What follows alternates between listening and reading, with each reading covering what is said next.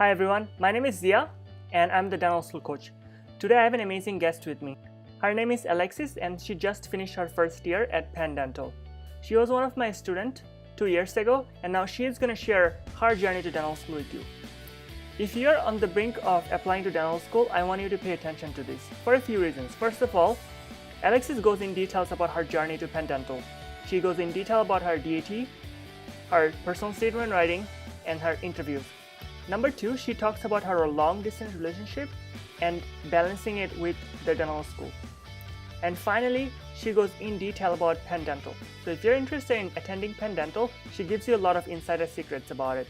So without further ado, let's jump right into the interview and let me introduce you to Alexis.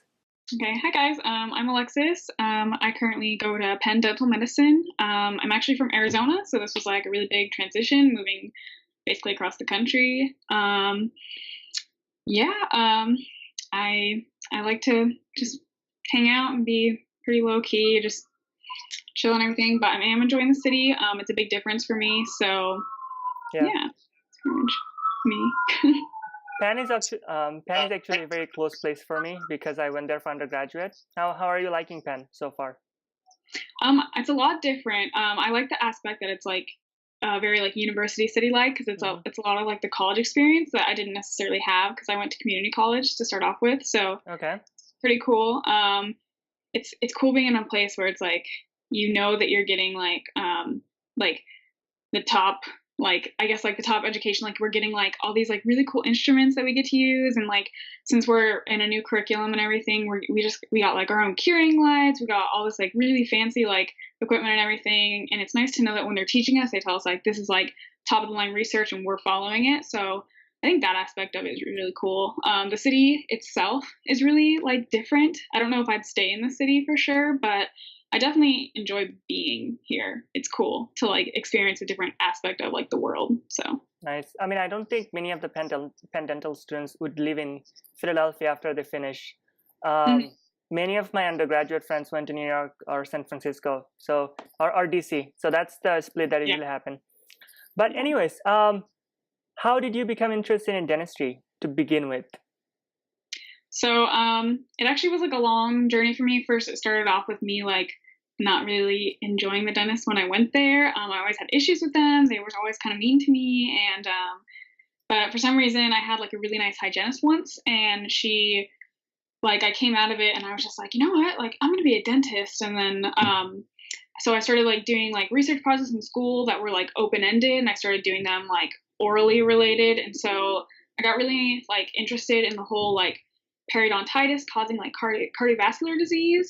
And so that really interested me a lot because it kind of played a role in how the public doesn't really they don't see dental health as like a big deal. They see like their regular like bodily health as like a big deal, but they didn't see oral health as a big deal. And a lot of like I worked in restaurants for a long time, so a lot of people that I worked with were always like, oh yeah, I haven't been to the dentist in like forever, and like they have like horrible teeth all the time, and like no one ever really brought that up. And so that became like a big issue for me, just like the public health aspect of dentistry. And so I think that's how I got involved and excited about it and wanted to do it.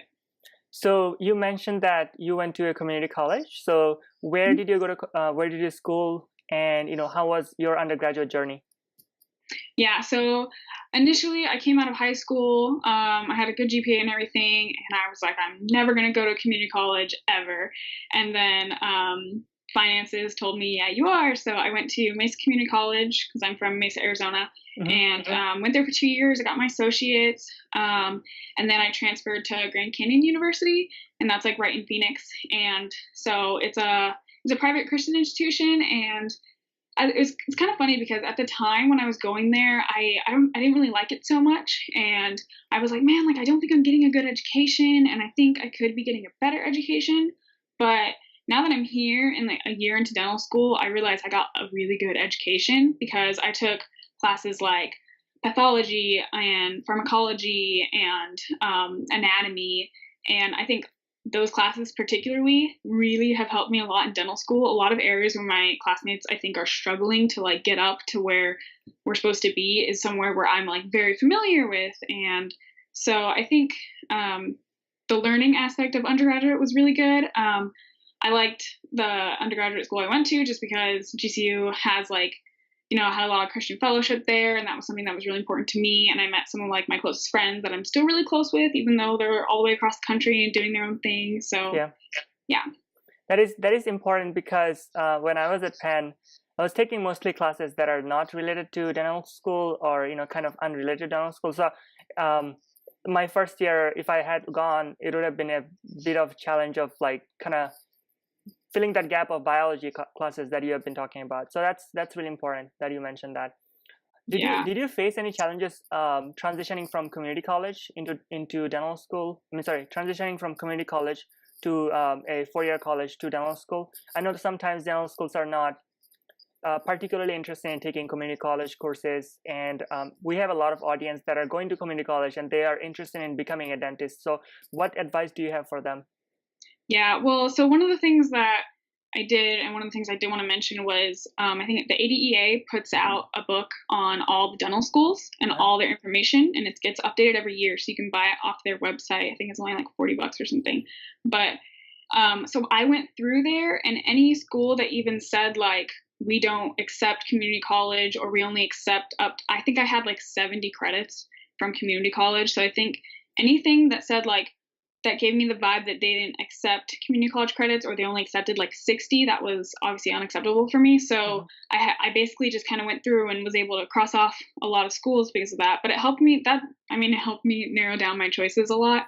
But I mean, to me, it wasn't realistic to try to apply to a school that had their notions. And for me, I loved community college, and I will recommend it to anyone, even if they're trying to go to dental or med school. And so I think it's a great learning environment. But so I would just put that in mind. Like, you don't necessarily want to go to a school that doesn't like appreciate that, maybe, if you've already went through it and like are in community college. So that's what I would say. So a lot of my students, they go to community college not by choice, sometimes because of circumstances or because of financial needs. And it's completely acceptable that you go to a community college and then you go into a dental school after 2 years of 4-year college.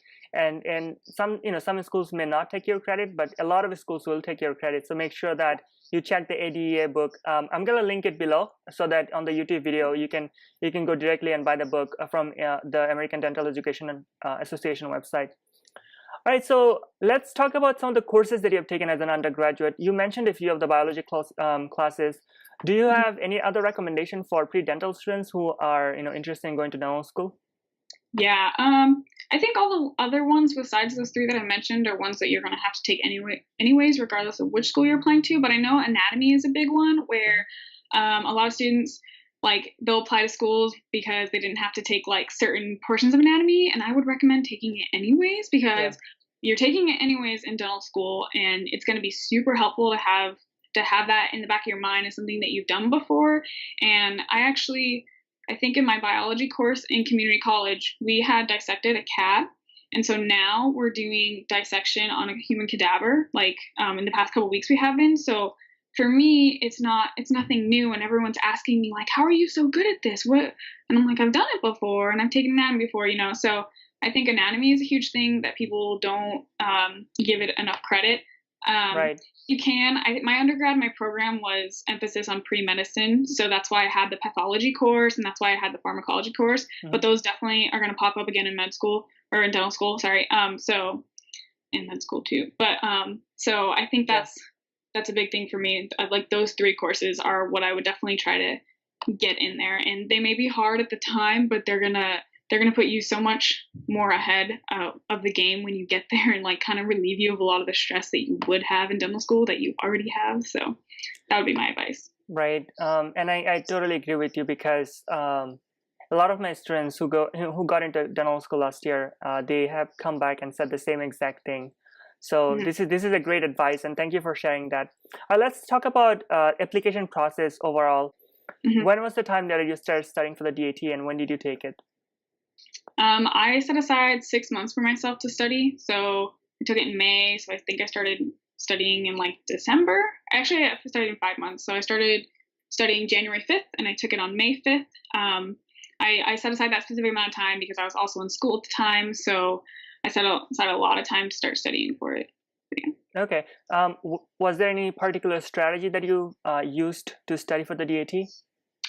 So what I did was I bought the Princeton book, the big Princeton book. Okay. I also had the Kaplan book, but I never used it.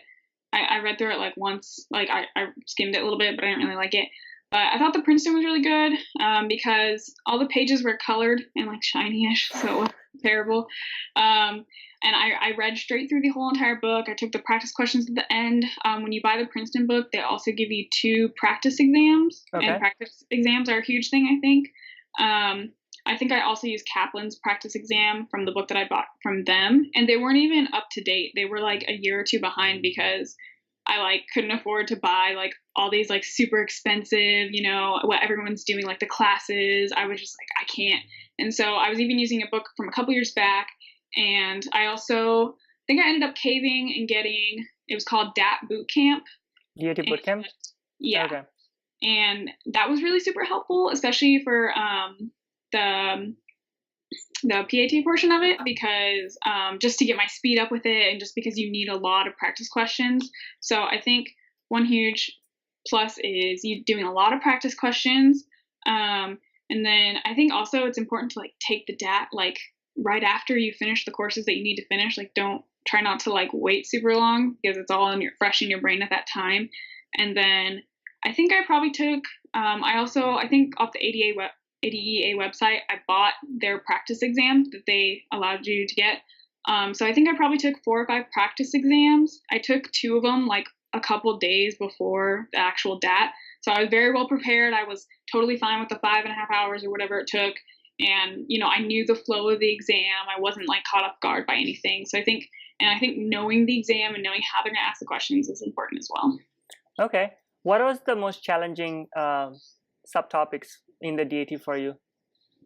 I want to say biology was, just because it was such a wide range of biology. It wasn't just one certain focused area. But I think when I actually took because the PAT was just, you figure out how you like to do it and you just do it that way, and it's fun. And like, I don't know, I feel like it's the same for like OChem and Chem. Like you just kind of like learn the concepts you need to learn. But biology was a really broad spectrum. Mm-hmm. So, I mean, be really familiar when you're studying in your classes. Study to know everything. Don't study to pass your exams because that'll affect you on your DAT later. And then I think one thing I was caught off guard by was I didn't have a lot of time for the math section. I don't think I actually finished that section because it was just like, there was a lot of like little tricks that I didn't know, and I was trying to do everything out by hand. So I think biology and math were the 2 sections that I struggled with like the most. Okay, that's good to know. So when did you take it? Did you take it after you applied to dental school or before you applied? Before. So 2015, May 5th is when I took it. So okay. Actually 2 years ago today, I think I saw Facebook memories. But so yeah, and then the applications open June 2nd. So I took it a full month beforehand. That way it was over and done with, and I could start focusing on like actually other things about applying a month before the June deadline. And I think that's how I planned it originally. So like when I was a sophomore, I was like, okay, pick out schools. And like when I was a junior, I was like, okay, continue picking out schools. And then I was like, all right, when am I going to study for the DAT? And I'm like, okay, I need like this much time to study for it, and it needs to be before the application dates open. And then as I was studying for the DAT, also making sure that, okay, I'm going to need this many recommendation letters. Okay, am I shadowing enough? Am I going to have everything prepared so I can like turn in my application on June 2nd, that type of thing.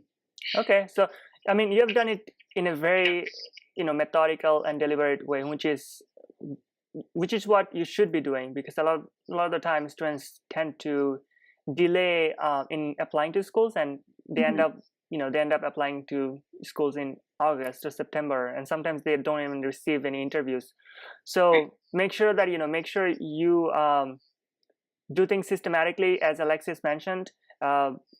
Make sure you select your schools and take the DAT and apply by June 1st or 2nd or the first week of June. I think that's the best time to apply and gives you the highest chance of getting an early interview from any schools.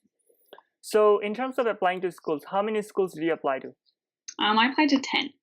That's a low number, but Why was that? Like, were you like sure that you're gonna get into some places, or like, because most people applied like at least 15 schools. Hmm. A lot of what I did was like financially based. So again, Okay. it was like, how many schools can I apply to, and still, so that was a big part of my decision. Okay, so take us deeper into that decision. Like, what did you think about when you are applying to schools?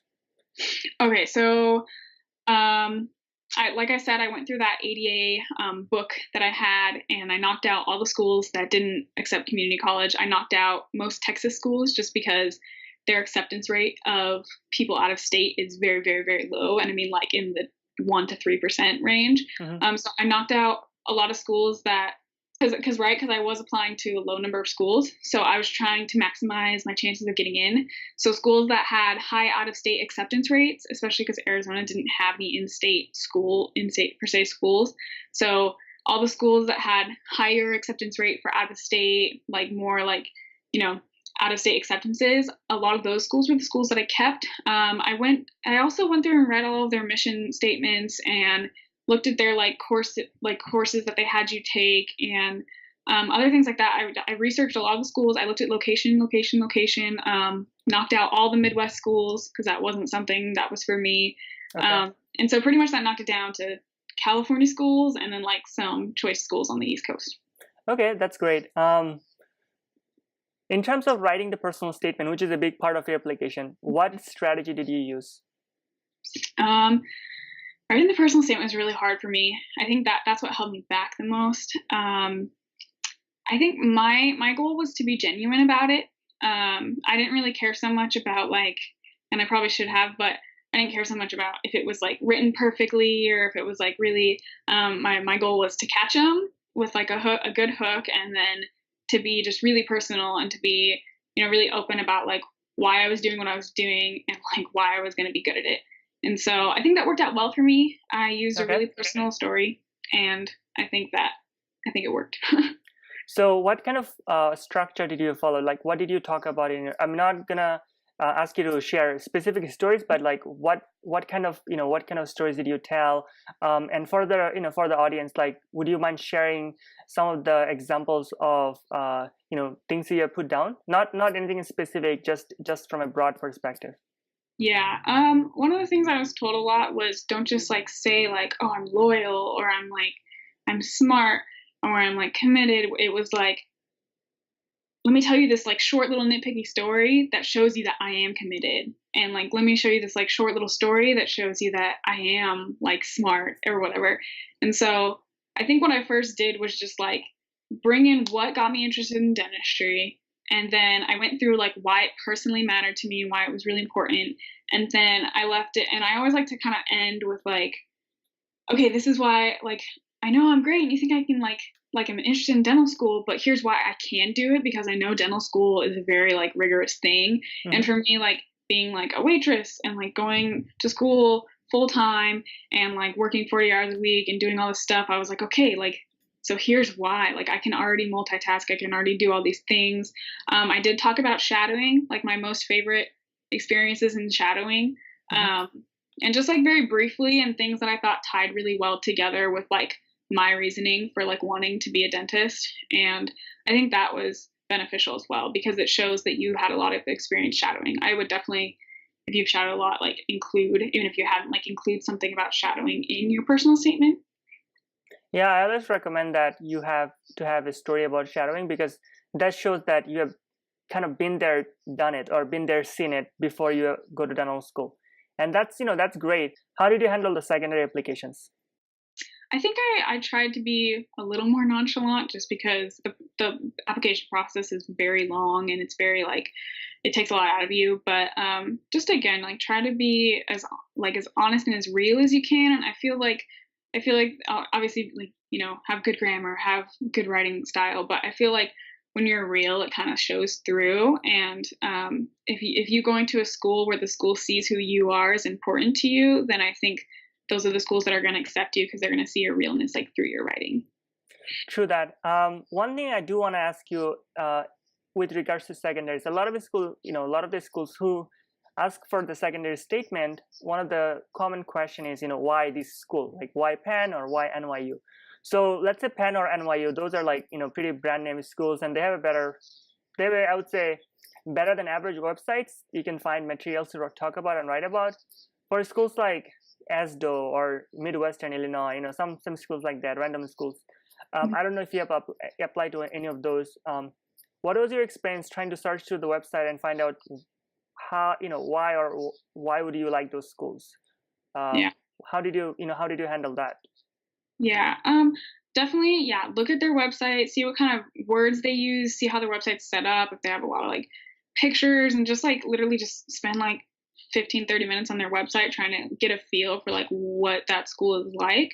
And then one thing that I didn't do that I would definitely do if I had to do over again was like reach out to students that are already going there, because I think that's a huge thing that can get you to have a feel of what the school is like. Because for me, like, yeah, I could have visited a couple schools in Arizona, but that was kind of about it, and I wasn't really visiting other schools.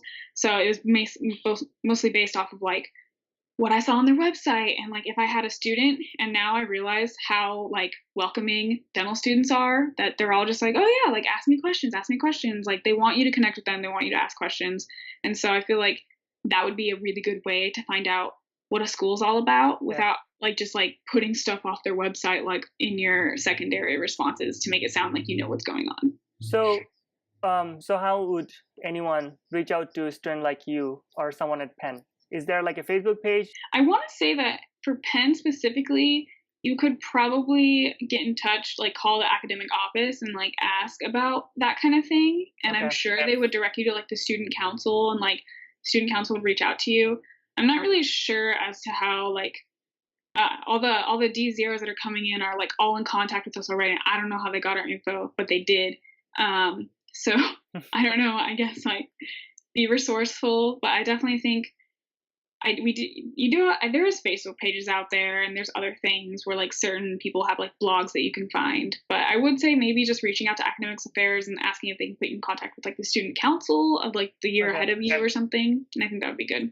I think that's a good idea. I asked you because some schools are not like Penn, and Penn is a very specific place. I've been there, so I know how the school functions.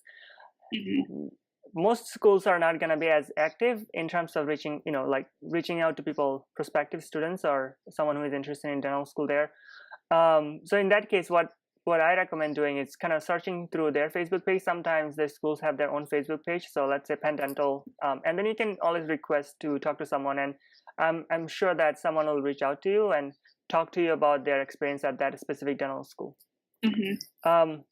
So let's talk about the next phase of the process, which is the interviews. How many interviews did you do? And I remember specifically because you and I did a mock interview together, and you're like one of the more polished students. So I didn't have to like give you too many feedbacks or give you any kind of like guidance on doing dental interviews. But what are some of the schools that you have interviewed, and what has been your experience? So I got interviewed at 5 out of the 10 schools that I applied to. Oh, wow. So I got interviewed at Penn.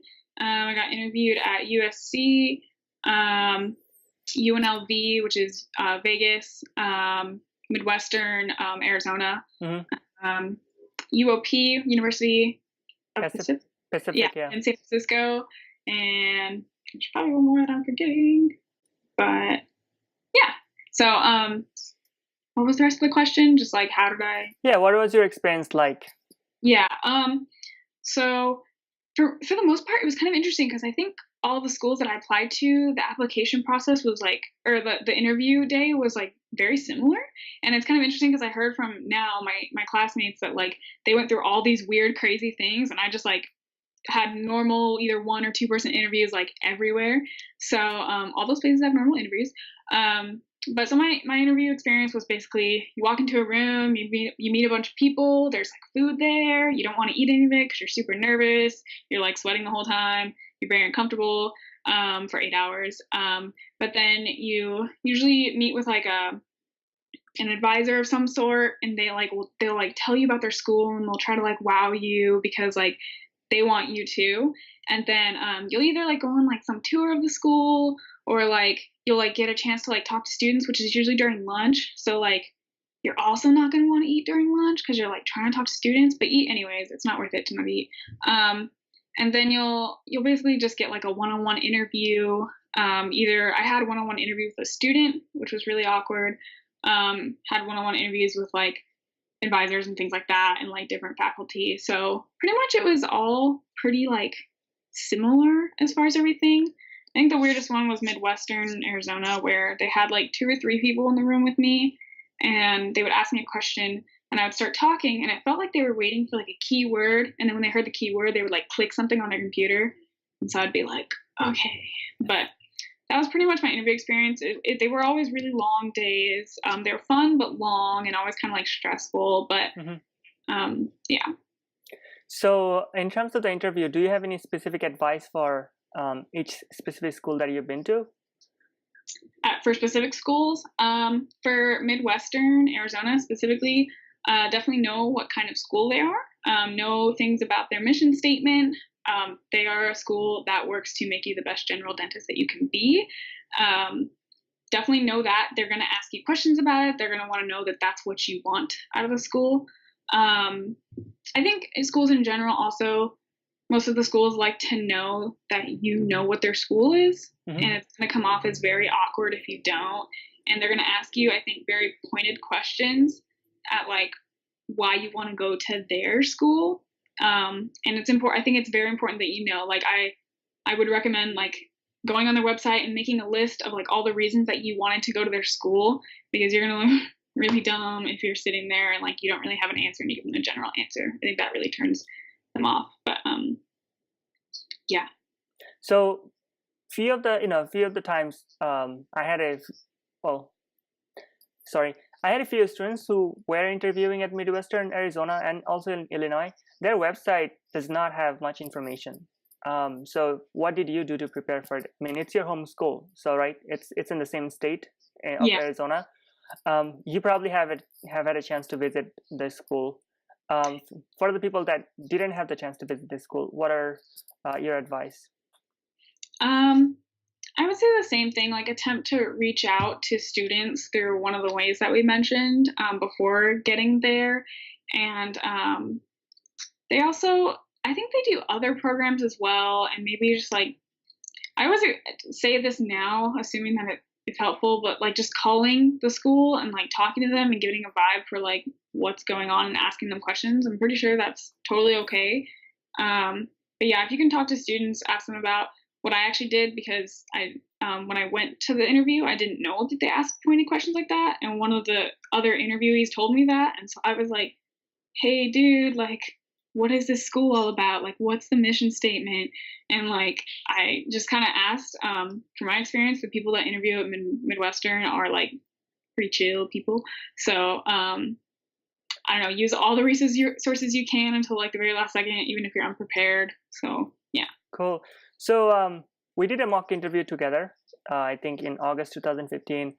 What did you take away from the mock interview? How did it help you? It helped me to know what not to do, which was, I thought, important. Because I think you told me one very specific thing about, I think it talks about something about my smile or something. Like, I liked to smile. And you were like, yeah, don't say that. And I was like, okay. And like, I was totally going to say that. Like, that was on my like list of like I basically made a list of like key points, not like exact phrases, because I felt that was going to keep it too strict and not personable. But I made a list of like key points, and I was going to talk about them, and that was one of my key points. And so I had to go back and like think of another key point. And so like I think that really helped to like not keep that. I think it's important to hear people say like what you are bad at. That's true. A lot of people don't know what they're bad at and also what they're good at. So sometimes someone else have to tell them that, look, this is your weakness and work on that specific things. So what? So you've done interviews at 5 schools. How many schools did you get into? 5. So all of them? Well, yeah. USC took a little while, but I eventually did get in there as well. So were you waitlisted there? Yeah, they had waitlisted me on December 1st or 2nd or whatever it was, and then I think by March they had accepted me. But by then you already had your deposit down at Penn. Right. Yeah. So why did you choose Penn specifically? So I chose Penn because they have a very high rate of specialization, a lot of opportunity for specialization. They have 5 dual degree programs that you can get involved with. You basically apply kind of like 3/4 way through your first year, and you basically get a scholarship, and you would do your master's at the same time that you finish your DMD. And so I thought that was a really cool thing. So those were 2 of like the bigger reasons that Penn had something different than other schools did. Another reason was just like the name, like just like Penn, it was an Ivy League, and it was kind of amazing for me, like coming from like a community college and like barely expecting to get into dental school, that like an Ivy League wanted me. And so that was really crazy. And so it was almost like I couldn't even say no to them. So yeah, that's mine. Yeah, Penn is a tremendously great school, no doubt. But you also had other good options, so I'm sure that the decision that you made is definitely worth it right now. So let's talk about something completely different from the application process, and I want to understand your journey through the first year of dental school. Yeah. So let's talk about good, bad, and ugly. Well, what are some of the good experiences that you had at Penn? Good experiences. Definitely like working together and like, I guess here's the word, camaraderie. I don't like that word, but just like the fact that like our classes really like come together and for like everything, we don't hang each other out to dry. You may think that like going to an Ivy League means like competition. It doesn't. You may think that since we're graded, it means competition. It doesn't. It's really like the vibe that we set for our own class, and that was to work together, to share information. And like, I think honestly, that's the best part. I have a really great study group, which is like really contributed to me like doing well in dental school for me personally. So I think like that's one of the things that like has been a really big deal for me, is just the fact that like we're so like good at like helping each other out, because I don't think that any of us would have made it if we like didn't help each other out. So I think that's one really good aspect. That is true. That is very true. So in terms of some of the challenges that you faced, what were they and how did you overcome them? Yeah. I think one of the first challenges was moving out here from Arizona. And, I like basically did it with a couple friends, came out here. I lived at my parents' house until I came to dental school. So it was living on my own now. It was living in the middle of the city, which I was not used to. The weather not being 100 degrees all the time, which is really weird. It's super cold in Philadelphia sometimes. Yeah. And like I'd never seen like below like 50, so I was confused. But I think it was just, for me, it was a lot of like getting used to like doing the dishes and like cooking and figuring out like how to like do life, but then also like going to dental school at the same time. And another challenge is my boyfriend's still out in Arizona, so like that's like obviously like a lot of work that you have to put into it. It's a lot of communication. It is possible. We're still together. It's great. And then I think the amount, not that dental school is necessarily like the material's hard. It's just that the amount of information that we get on a weekly basis is like astronomical. Like I like to tell other people that it's basically like we're taking a midterm or a final like every single week. Like that's the amount of information, because it's usually like 10 to 11 2-hour lectures, and the classes, the way that they do it is like it's always 2-hour lectures, and they're like back to back, and we get little 5-minute breaks in between. So it's very like, if you have like 4 or 3 lectures a day, that's like 6 to 8 hours you're sitting in class just like trying to focus and like trying to pay attention. So I think that all that accumulated is like what made the transition difficult. Do you have to go to classes, or can you watch them later on some kind of like video network? Yeah, so I don't go to class. And that's fine, right? That's completely fine, because I think it's fine. So at Penn, it varies from. I think that's another good thing to ask when you're interviewing, because at other schools that I interviewed, they made it seem like no one ever showed up to class ever, and it was totally fine, and the faculty were okay with it. Here at Penn, you have like renowned people that are teaching you, people that are like doing all this crazy research, and people that get offended, quite frankly, when you're skipping class. And so it's seen as like more of like a rude thing when like 75% of the class is gone. But yeah, we do get it recorded. Sometimes there's issues with it, so it's not like a fail safe. But for the most part, for me, like I can watch it on 2 times, and like I can take breaks and like eat food or like pause it and rewind if I'm getting confused. So I think that's a good aspect too, is like having that background. I think that's a really good question to ask in an interview, like, or not to the interviewee, but to the students. It's just like, are things recorded? Do professors care if you don't go to class? Can you actually not go to class? There's only been like 1 or 2 courses where we've had mandated attendance, yeah, out of like 15. So in terms of classes, like what has been the most challenging class, and what made it challenging? Mm-hmm. I think the most challenging class, so our curriculum's weird now, so I don't know how to describe it, but probably we have a class called Foundational Sciences, which is pretty much like a mixture. So like, for example, in the first semester, it was like genes plus proteins plus immunology plus metabolism. So like metabolism, like sugar, carbs, protein, all that. So like all of that put together was like a course. And so that sounds more like a Bio 101.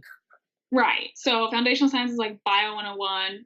And then, and now that's just like carrying on into like pathology basically.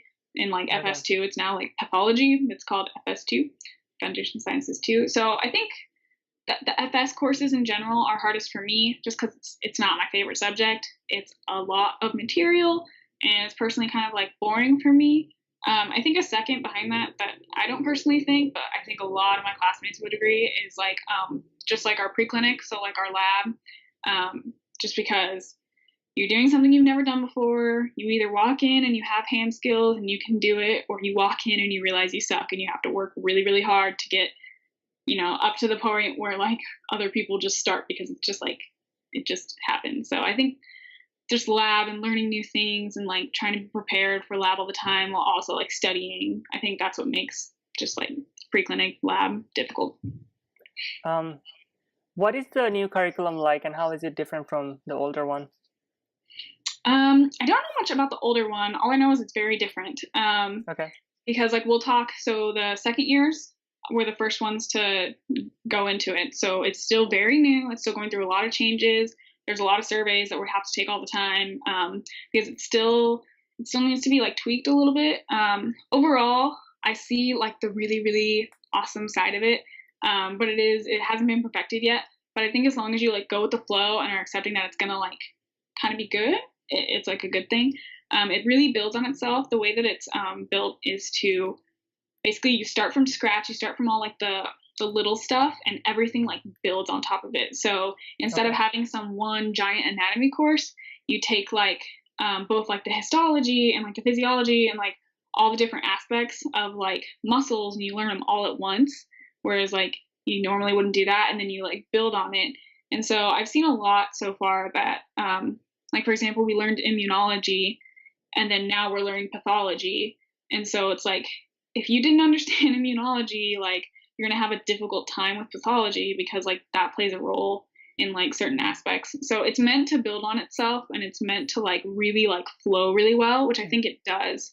And so the difficult part though is now you don't have like a straight pharmacology course. Now you have like, right, it's like some pathology with a little bit of biology in there, with a little bit of pharm that matches up with those specific diseases and like that kind of pathology, instead of like having one big course. So I think an issue with that is that at first it's confusing because you start going to class and you expect to see like Dr. like Smith with like this course, and you expect to see like Dr. Joan with like this course. But instead you see Dr. Smith and then Dr. Joan and then Dr. Blank and the X and Y and Z all in the same course, and you get really confused because you're like, what is happening? But I think once you get through a round of all the professors and you like kind of know them all, then like it's fun to like see them like reappear in another course and like, oh, I like this professor. Like I understand how they teach and how they test and things like that.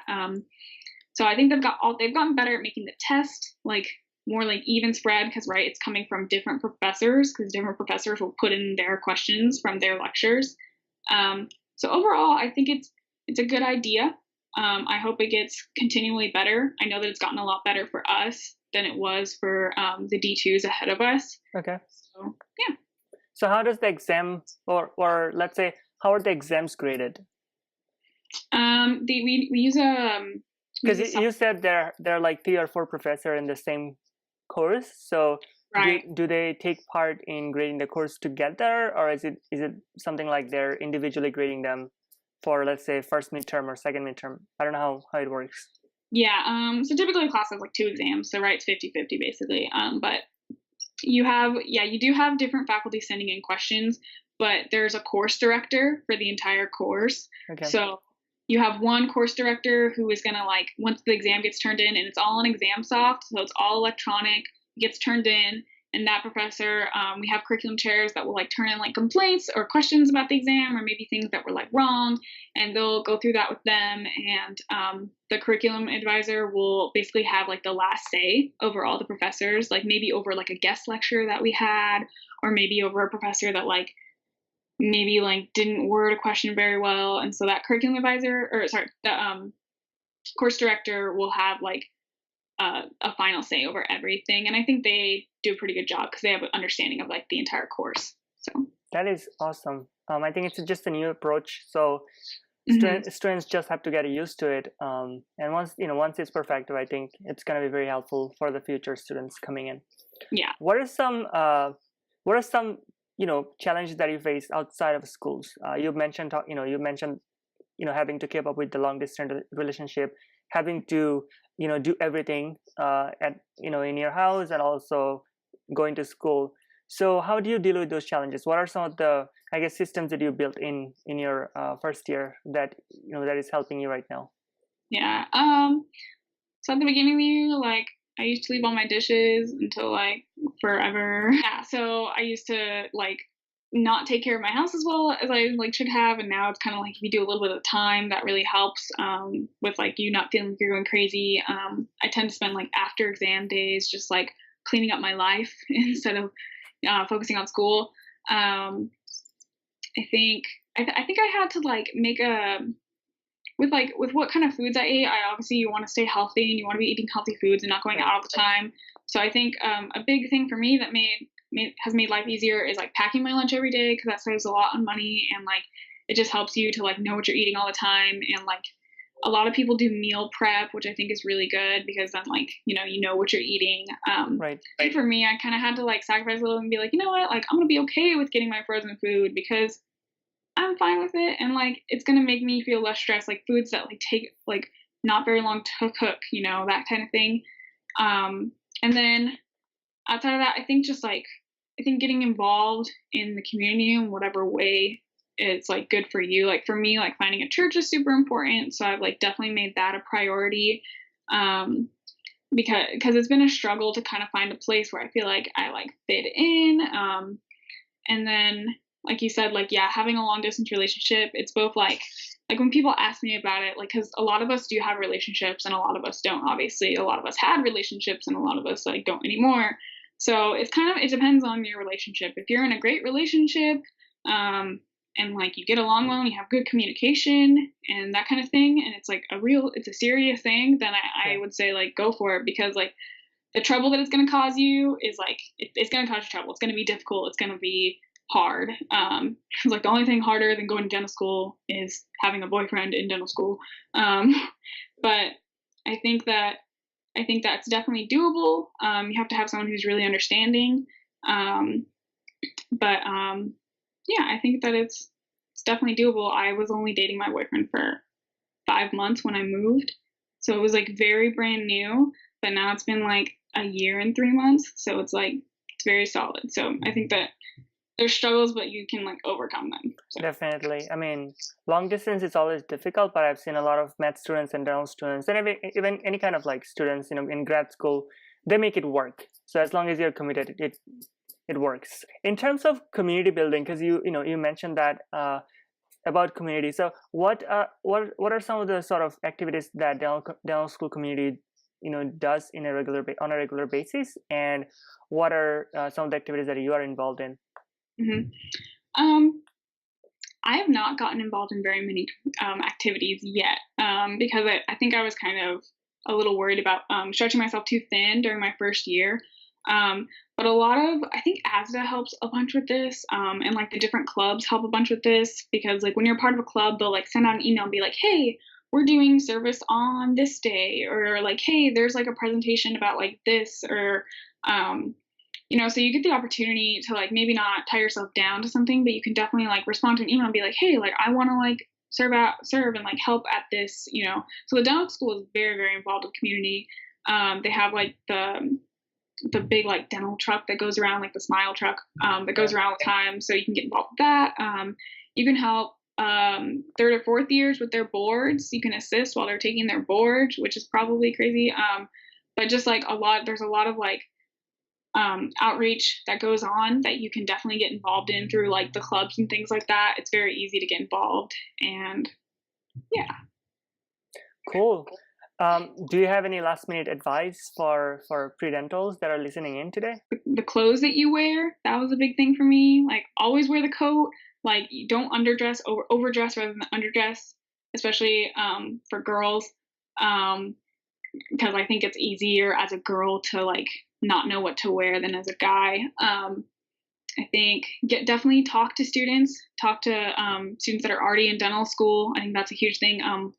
Plan. I think that's one of the best things you can do, is just like know what you're doing, do as much research about dental school as you can. You're going to be fine. Cause then everything will go smoother. Apply early. And then if you have gotten accepted to dental school already or doing interviews season, like enjoy that time. Don't stress out about dental school. It'll be a learning curve, but you'll get used to it. So. All right. Thanks so much for being on the Dental School Coach website interview. And, I wish you all the best in the next 3 years coming. Thank you. Hi. Thanks for watching till the end of the video. If you liked the video, please give it a big thumbs up. And please share and subscribe so that I can continue to grow my channel. And in this way, I can reach out to a lot more people like you. And that's what my mission is. Thank you.